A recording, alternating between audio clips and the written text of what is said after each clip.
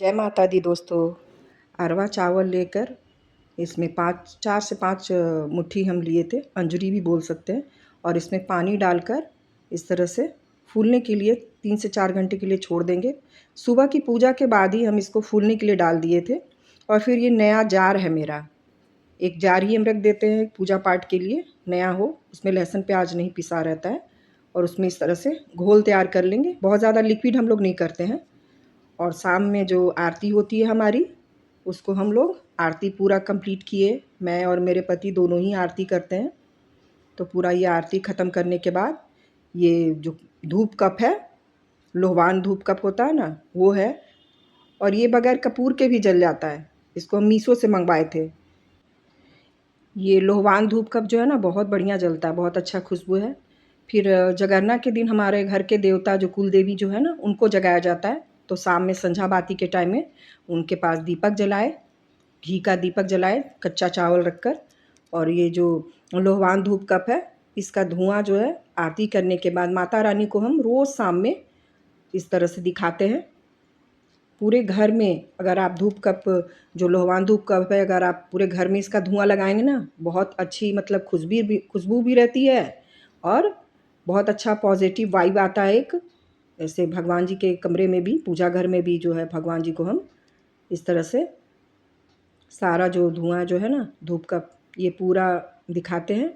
और घर की जो हमारी जो कुलदेवी हैं, उनके पास भी इस तरह से दिखाकर पूरे घर में फिर हम इस घुमा देते हैं ऐसे।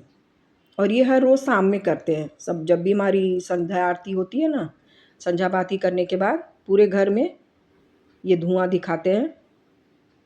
ये देखिए पूरे घर में दिखाते हैं। बहुत अच्छी खुशबू आती है इसकी, बहुत टाइम तक खुशबू बनी रहती है। तो हम इसको चारों तरफ दिखाने के बाद माता रानी के पास लाकर रख दिए इस तरह से। और फिर ये सिंदूर का गद्दी लेकर, सिंदूर का किया भी लेते हैं, पर सिंदूर का गद्दी लेकर वो जो चावल मैंने पिसा हुआ था ना, उसको छींटा मारते हैं हमारे घर में। कुलदेवी के पास सबसे पहले टीका करके, और वो चावल का जो घोल है ना, उसको छींटा मारते हैं।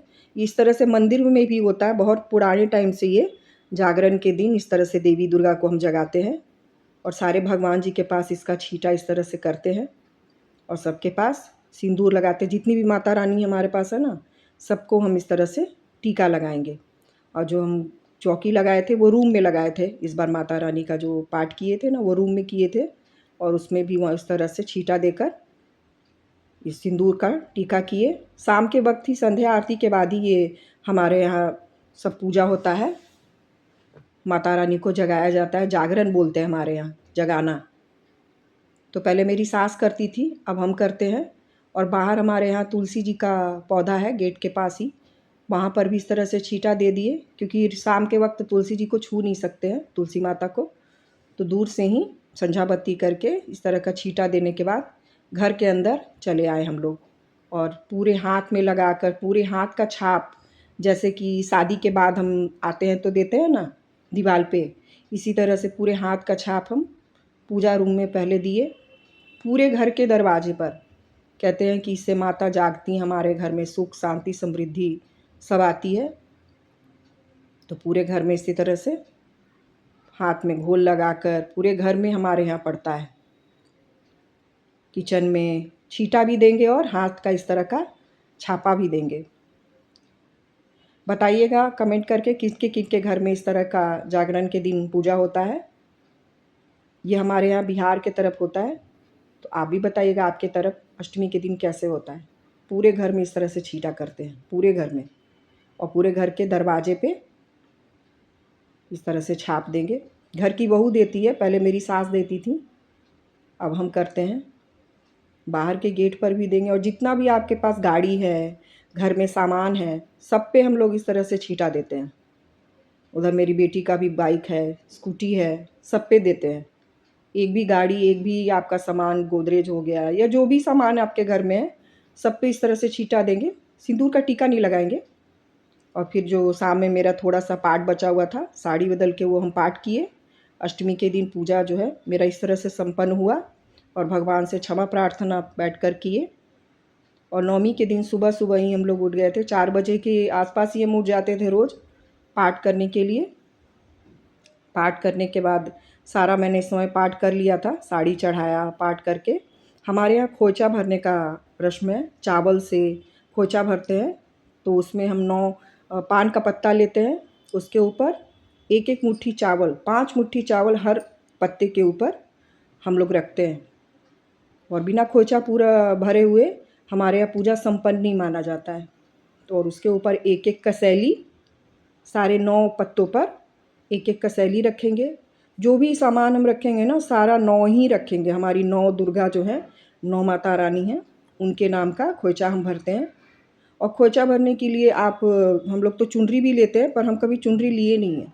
हमेशा कपड़े का, सूती कपड़ा, जो ब्लाउज का पीस हो या थान का हो, वही कपड़ा हम यूज़ करते हैं। 1 सवा मीटर लाकर उसमें ही ये खोचा भरते हैं। और फिर 9 जगह दूभी, दूर्वा जो बोलते हैं, गणपति भगवान पे जो चढ़ता है, वो वाला सारे पे दूभी चढ़ाते हैं, एक एक करके इस तरह से सारे 9 पे हम चढ़ा दिए। और उसके बाद हल्दी का गांठ, हल्दी का पाउडर भी ले सकते हैं, पर पाउडर में कुछ और भी मिक्स हो सकता है, इसलिए हम लोग हल्दी का गांठ ही चढ़ाते हैं। 9 जगह इस तरह से हल्दी का गांठ चढ़ा दिए। उसके बाद आपके हिसाब से फल हो, मिठाई हो, कुछ भी आप जो चढ़ाना चाहें वो चढ़ा सकते हैं। तो हम सब पे केला, 9 केला जो है सब पर हम चढ़ाए थे, एक एक करके सारे पत्तों पर हम केला चढ़ा दिए थे। आप चाहे तो कोई और फल भी चढ़ा सकते हैं, पर हम केला ही चढ़ाए थे। हमेशा से जैसे सास मेरी खोचा भरना बताई, बस उसी तरह से हम करते चले आए। बहुत साल से ऐसे ही करते हैं, कुछ भी फेरबदल नहीं किया है इसमें। तो जो आपके घर में पूजा होती है नवमी के दिन, अष्टमी के दिन, वैसे ही आप करें, जो आपके घर के बड़े बताते हैं ना, वैसे। या अगर आपको नहीं अगर पता है उसके बारे में, तो किसी पंडित पुरोहित से पूछ लीजिए। तो हम इस तरह से ही हमेशा किए और अभी भी करते हैं। सो सब जगह केला वगैरह रख के, प्रसाद रख के, और फिर हमारे यहाँ मिठाई नहीं हो तो बतासा या पेड़ा ये चढ़ता है। तो हम जो है बतासा रखे हुए थे। तब तक मेरे हस्बैंड जो है, देखिए, वीडियो करने का वो कैमरा घुमा दिए और आगे से वीडियो बनाने लगे। हम पाठ के समय ना चश्मा पहनते हैं, क्योंकि उसमें लिखा हुआ जो होता है ना बारीक अक्षर, वो ठीक से दिखता नहीं है, चश्मा चढ़ा हुआ है हमको, तो हम चश्मा पहनकर ही पाठ करते हैं। और फिर 9 जगह फूल, जो भी चीज़ चढ़ाएंगे ना 9 जगह हम लोग चढ़ाते हैं। सारे चीज़ को है ना 9 जगह ही हम चढ़ाएंगे, 9 दुर्गा के नाम से।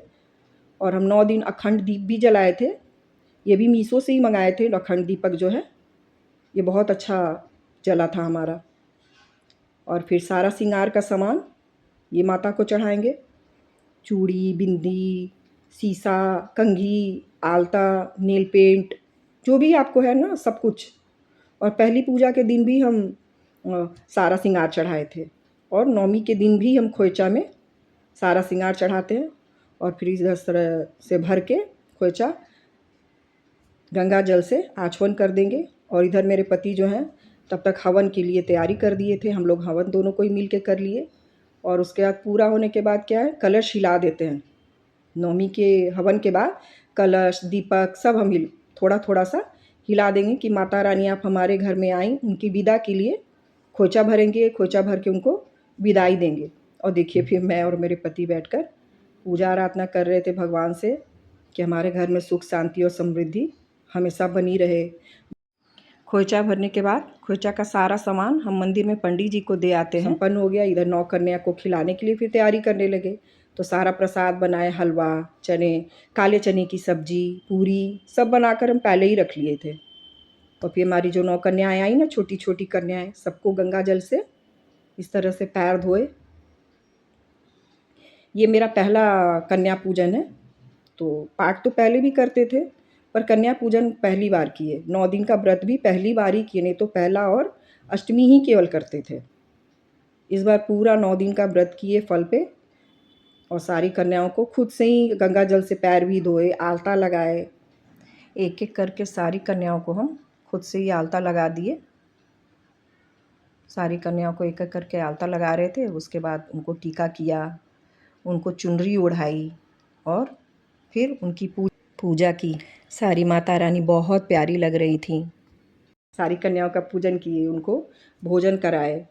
फिर इस तरह से खोइचा में, जैसे नौ देवी का हम खोइचा भरते हैं ना, चावल, दुब्भी, हल्दी की गांठ, सब चीज़ से, दुब्भी, सारे चीज़ को देकर खोइचा भरते हैं। देखिए कितनी क्यूट क्यूट हमारी माता रानी थी, बहुत खुश हो रही थी। उनको जब गिफ्ट दिए ना, तो गिफ्ट में पाउच था, छोटा छोटा सा स्माइली का, और छोटे छोटे क्लिप्स, पेंसिल, और वो दक्षिणा जो भी है आप उनके खोइचा में दे दो, बहुत खुश होती हैं। देखिए कितनी प्यारी प्यारी हमारी माता रानी है। सबका खोइचा इस तरह से भर के, और फिर उनको हम प्रणाम किए। वो हम आशीर्वाद नहीं दे रही थी कि आंटी को आशीर्वाद दूँ, हमले आज आप कन्या रूप में हो, हमारी माता रानी हो, तो मुझे आशीर्वाद दो, और अगली बार फिर मेरे घर आना है, सबको न्योता है, और उस वक्त भी हम न्योता देंगे। कन्या पूजन आप जब भी करें ना, तो 1-2 दिन पहले कन्या के घर में न्योता ज़रूर दें। ऐसे आप कहीं से नहीं लेकर आए, न्योता दें, या कहीं आपको कन्या नहीं मिलती है तो मंदिर में जाकर ही पैकेट बनाकर दान कर दें। देखिए कितने खुश होकर आशीर्वाद दे रही हैं। फिर हमने सब मिलकर जय माता रानी का जयकारा भी लगाया, और फिर सारी कन्याओं के साथ मैंने फ़ोटो खिंचाए, वीडियो बनाया, और सब माता रानी को जयकार करते हुए मेरी अष्टमी नवमी की पूजा जो है इस तरह से संपन्न